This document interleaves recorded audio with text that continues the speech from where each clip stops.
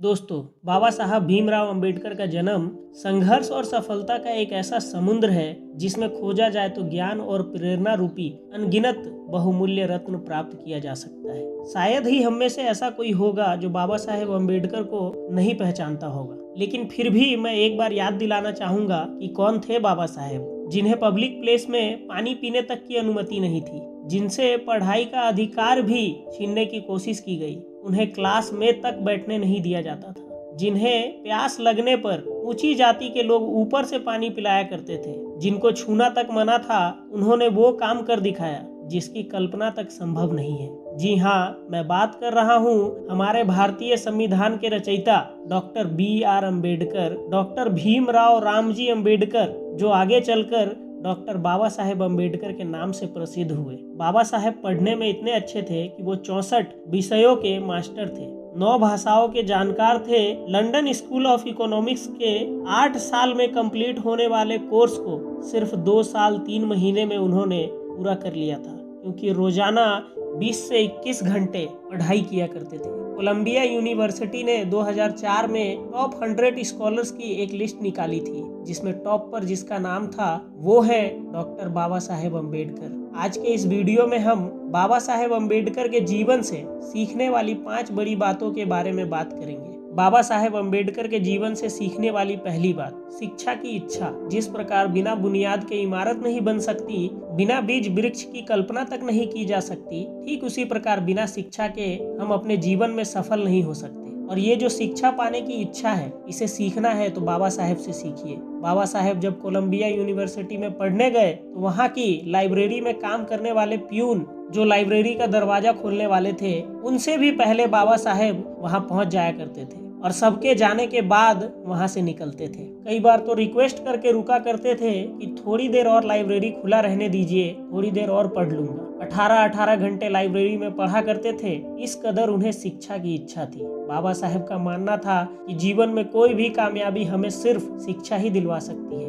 बाबा साहेब की private library Rajgriha, उसमें 50,000 से ज्यादा किताबें थी और वो उस समय दुनिया की सबसे बड़ी पर्सनल लाइब्रेरी थी। इसलिए जो पहली सीख बाबा साहेब हमें देते हैं वह ये है कि सीखते रहिए, क्योंकि जिसने सीखना बंद कर दिया, समझ लीजिए उसका जीतना बंद हो गया। बाबा साहेब अम्बेडकर के बारे में ये कहना गलत नहीं होगा कि उन्होंने पढ़ कर अपना भाग्य लिख दिया। लर्निंग नंबर 2, जो दूसरी सीख हमें बाबा साहेब अम्बेडकर से मिलती है, वो यह है कि भविष्य जन्म से नहीं कर्म से तय होता है। बाबा साहेब का जन्म महार जाति में हुआ था, जिसे अछूत माना जाता था। उनके साथ हुए जातिगत दुर्व्यवहार की अनगिनत कथाएं प्रचलित हैं, आप लोगों ने भी जरूर सुना होगा। लेकिन इन सब परेशानियों के बाद भी वो 9 भाषाओं के ज्ञाता बने। 32 डिग्रियां थी उनके पास। विदेश जाकर अर्थशास्त्र में PhD करने वाले वो पहले भारतीय बने। और उन सबसे ऊपर हमारी महान भारतीय संविधान के निर्माणकर्ता भी बाबा साहेब अम्बेडकर ही थे। अब आप ही लोग सोचो दोस्तों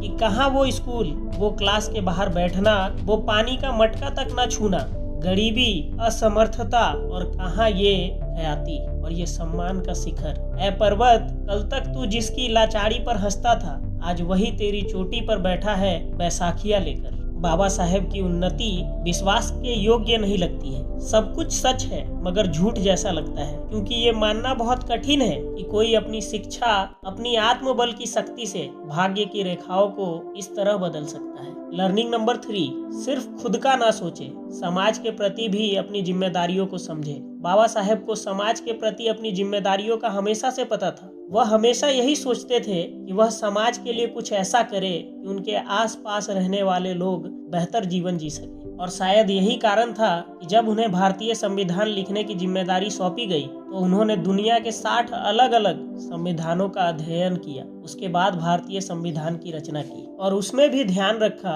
कि सबको बराबरी का हक मिले। लर्निंग नंबर 4, खुद पर विश्वास रखें, अपने कॉन्फिडेंस को कभी कम ना होने दें। आपने सुना होगा कि दुनिया का महंगा से महंगा कपड़ा आप क्यों ना पहन लो, लेकिन आपके अंदर वो कॉन्फिडेंस नहीं ला सकता। लेकिन जिस दिन आपने कॉन्फिडेंस पहन लिया, उस दिन आपके कपड़े चाहे जैसे भी हो, आप अच्छा और खुश फील करेंगे। बाबा साहेब की सबसे कमाल की बात उनका सेल्फ कॉन्फिडेंस ही था। उस समय के सबसे महान नेता राष्ट्रपिता महात्मा गांधी जी की बातों से भी वो डिसएग्री कर जाते थे और उन तक अपनी बात पहुंचाकर उन्हें बताते थे कि आपकी ये बात मुझे जमी नहीं, आपके इस विचार से मैं सहमत नहीं हूँ। यही कारण था कि बापू और बाबा साहेब के बीच कई बार बात बहुत बिगड़ जाया करती थी, लेकिन फिर भी दुनिया से महात्मा गांधी जी कहा करते थे कि आप एक तरफ 100 विद्वानों को खड़ा कर दीजिए और एक तरफ अकेले डॉक्टर B.R. अम्बेडकर बाबा साहेब को, फिर भी बाबा साहेब अम्बेडकर का ज्ञान उन 1000 विद्वानों से ज्यादा होगा।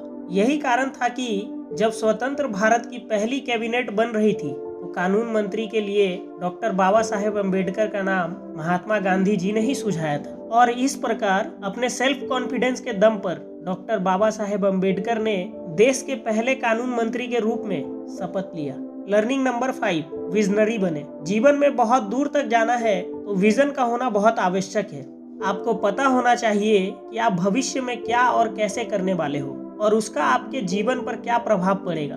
बाबा साहेब ने आज से लगभग 100 साल पहले ही वुमेन एम्पावरमेंट की बात की थी, तब जब महिलाओं के अधिकार के बारे में कोई बात तक नहीं करता था।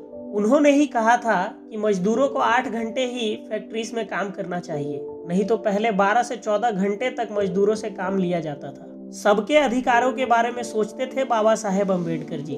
बाबा साहेब कहा करते थे, जिस प्रकार पानी की बूंद समुद्र में गिरती है तो समुद्र बन जाती है, वैसे इंसान के साथ नहीं होना चाहिए कि इंसान समाज में मिला तो समाज बन गया। इंसान को अपने सेल्फ डेवलपमेंट पे भी काम करते रहना चाहिए। दोस्तों, सीखे और सीखते रहे।